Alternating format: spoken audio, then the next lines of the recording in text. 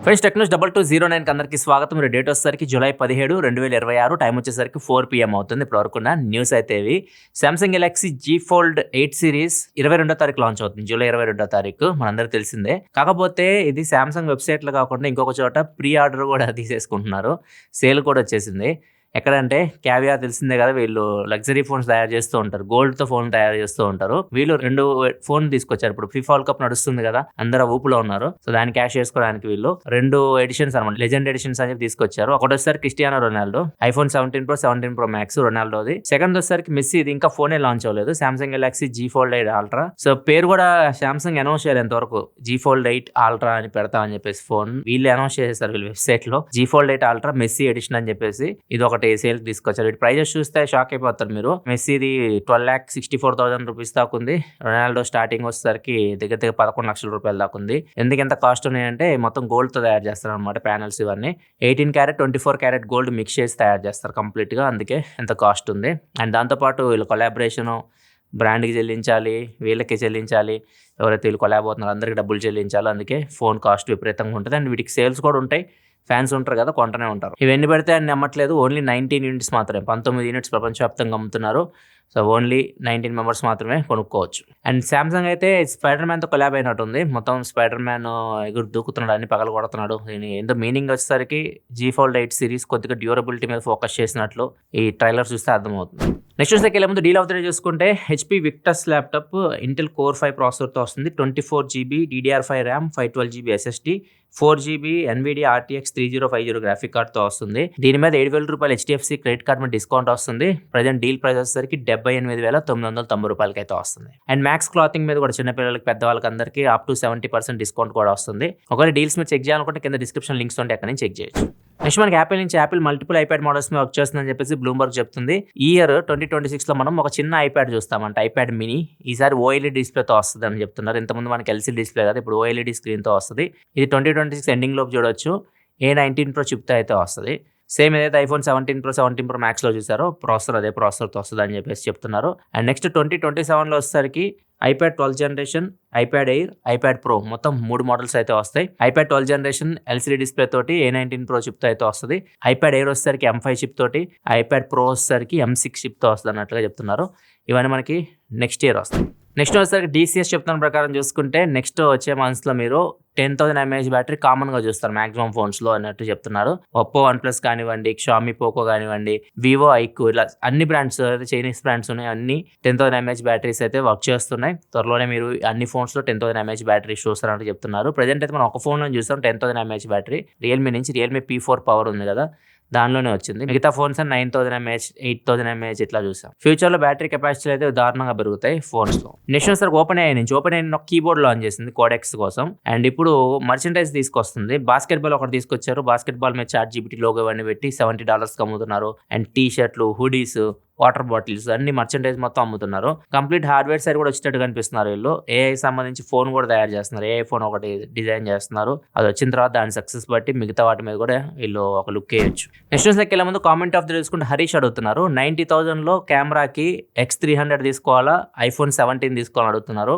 iPhone 17 Pro try చేయండి. మొన్న సేల్లో 1,14,000 ఏమో వచ్చేసింది. అది అంత డబ్బులు మీ దగ్గర ఉంటే మాత్రం 90,000 వరకు మీరు వెళ్ళగలిగితే కొంచెం డబ్బులు యాడ్ చేసుకొని iPhone 17 Proకి వెళ్ళండి.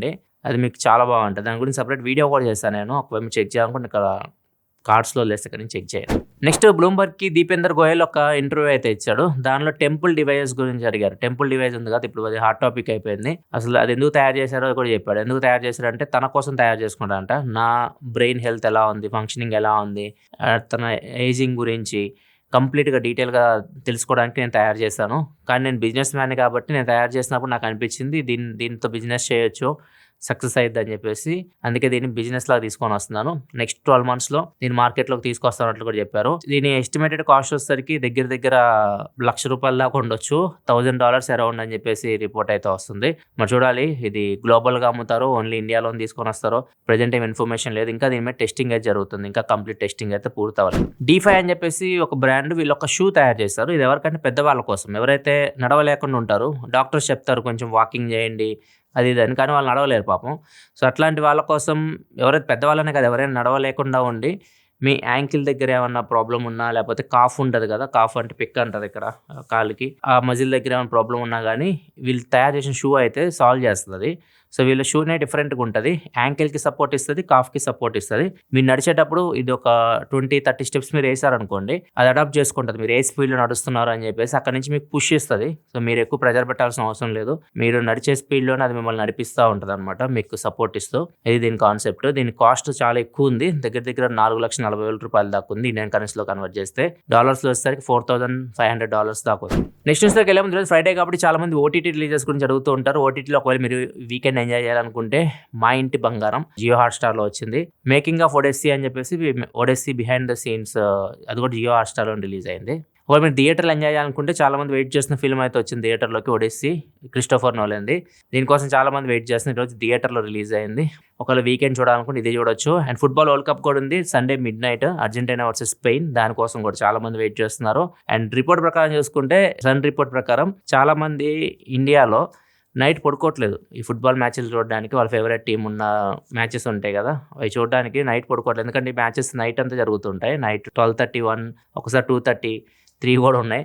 సో అట్లాంటి మ్యాచెస్ ఏవైతున్నాయి అందరూ మెలుకొని చూడడము, మార్నింగ్ ఆఫీస్లో ఎగ్గొట్టడము, అండ్ స్లీప్ సైకిల్ కూడా డిస్టర్బ్ అయిందండి చాలా మందిది. దగ్గర ఒక 3 అవర్స్ స్లీప్ అయితే పోతుంది వాళ్ళది. 4 to 5 అవర్స్ మాత్రమే పడుకుంటున్నారు. మార్నింగ్ ఆఫీస్కి వెళ్ళి సరిగ్గా పని చేయట్లేదు, కొంతమంది ఆఫీస్కి లీవ్ కూడా తీసుకుంటున్నారు అని చెప్పేసి సన్ అయితే రిపోర్ట్ అయితే ఇచ్చింది. ఈ బాధని సండే మిడ్-నైట్ వరకే, సండే తర్వాత క్లోజ్ అయిపోద్ది. సండే మన ఫస్ట్ పోడ్కాస్ట్ కాదంట, ఓడ్కాస్ట్ అంట. కాంతర్ నా కొత్త పేరు పెట్టాడు దానికి. సో ఓడ్కాస్ట్ అంటే వీడియో రూపంలో మనం చెప్పడం అంట. ఆడియో వీడియో ఉంటే ఓడ్కాస్ట్ అంటారంట. పోడ్కాస్ట్ అంటే ఓన్లీ ఆడియో ఉంటేనే పోడ్కాస్ట్ అంటారంట. మనకు తెలియదు కదా, కాంతని చెప్పాడు కాబట్టి. ఫస్ట్ పాడ్కాస్ట్ మన లైఫ్ స్టైల్ ఛానల్లో వస్తుంది Sunday morning 10 AM. Weekend entertainment కొత్తవైతే లేదు, ఎంజాయ్ చేయండి మీకు నచ్చింది అయితే. అండ్ కాకపోతే కొద్దిగా జాగ్రత్తగా అయితే ఉండండి. COVID-19 మళ్ళీ తిరిగి వస్తుంది. 8 కేసెస్ నమోదైనాయి ఆల్రెడీ ఏపీలో. 2 అయితే చనిపోయారు కూడా, 2 డెత్ కూడా రిపోర్ట్ అయితే వచ్చింది. కొంచెం జాగ్రత్తగా ఉండండి. నెక్స్ట్ కౌంటర్ పాయింట్ ఇచ్చిన రిపోర్ట్ ప్రకారం చూసుకుంటే, Indian smart phone market worst year ని చూస్తుంది అన్నట్టు చెప్పారు. Q2 2026 రిపోర్ట్ ఇచ్చారు వీళ్ళు. లాస్ట్ ఇయర్ Q2 2025 తో కంపేర్ చేస్తే 10% మార్కెట్ అయితే డౌన్ అయిపోయింది. అండ్ చాలా బ్రాండ్స్ అయితే వాళ్ళ మార్కెట్ షేర్ అయితే కోల్పోయారు, కొన్ని మాత్రమే గెయిన్ అయినాయి. శాంసంగ్ ఒక 2% గెయిన్ అయింది, ఒప్పో 0.4%, షామీ 1.4%, OnePlus 0.1% ఇట్లా గ్రో అయినాయి. మిగతా వాళ్ళందరూ మార్కెట్ షేర్ అయితే డౌన్ అయిపోయింది. టాప్ 5 బ్రాండ్స్ విషయానికి వస్తే మాత్రం ఫస్ట్ ప్లేస్లో వివోనే ఉంది. వివో ఫస్ట్ ప్లేస్లో కొనసాగుతుంది. సెకండ్ ప్లేస్లో శాంసంగ్ ఉంది. అండ్ థర్డ్ ప్లేస్లో వచ్చేసరికి ఒప్పో, ఫోర్త్ ప్లేస్లో రియల్మీ, ఫిఫ్త్ ప్లేస్లో షామీ అయితే ఉంది. వీళ్ళు చెప్పేదాని ప్రకారం నథింగ్ మార్కెట్ షేర్ చాలా బాగా గ్రో అయింది, 105% గ్రో అయింది లాస్ట్ ఇయర్తో కంపేర్ చేస్తే ఇయర్ అన్నట్లుగా చెప్తున్నారు. మెయిన్ రీజన్ మీరు ఐపీఎల్తో ఆర్సీబీతో కొలాబ్ అయ్యారు కదా, ఇది వాళ్ళకి చాలా బాగా బూస్ట్ ఇచ్చింది సేల్స్ అన్నట్లుగా చెప్పారు. దాంతోపాటు పబ్లిక్ 10,000 నుంచి 20,000 మధ్యలో ఫోన్లు కొనడమే మానేశారండి. అసలు సేల్స్ కూడా లేవు అక్కడ. ఎక్కువ మంది 30,000 దానిపైనే కొంటున్నారు. ఈ 10,000-20,000 ఇంతకుముందు ఎక్కువ ఉండేది మార్కెట్, అది చాలా వరకు డౌన్ అయిపోయింది మార్కెట్ షేర్ అన్నట్లుగా చెప్తున్నారు.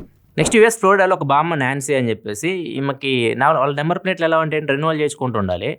కొత్త నెంబర్ ప్లేట్ అయితే వచ్చింది. కొత్త నెంబర్ ప్లేట్ ఒకసారి చూడండి ఎలా ఉందో. నెంబర్ వచ్చేసరికి XQZ A55. ఇది ఎలా అనిపిస్తుంది అంటే, XQZ వచ్చేసరికి స్క్వీజ్ లాగా ఉంది, A55 వచ్చేసరికి యాస్ లాగా అనిపిస్తుంది. సో చాలా మంది ఏమని ట్రోల్ చేస్తున్నారంట. ఆమె కార్ దగ్గరికి వచ్చేసి స్క్వీజ్ యాస్ అని చెప్పేసి ఇట్లా ట్రోల్ చేస్తున్నారంట. సో ఏమో అక్కడికి వెళ్ళి ఆర్టీఓకి కంప్లైంట్ ఇచ్చి నా నెంబర్ ప్లేట్ మార్చండి అంటే వాళ్ళు మేము మార్చమంటున్నారు. సో ఏమో ఇప్పుడు చేసేదేం లేక కోర్టుకి అయితే వెళ్ళింది. ఇది ఫ్రెండ్స్ ఇప్పటివరకు న్యూస్ అయితే. ఎపిసోడ్ మీకు నచ్చింది అనుకుంటున్నాను. నచ్చితే లైక్ చేయడం మర్చిపోకండి.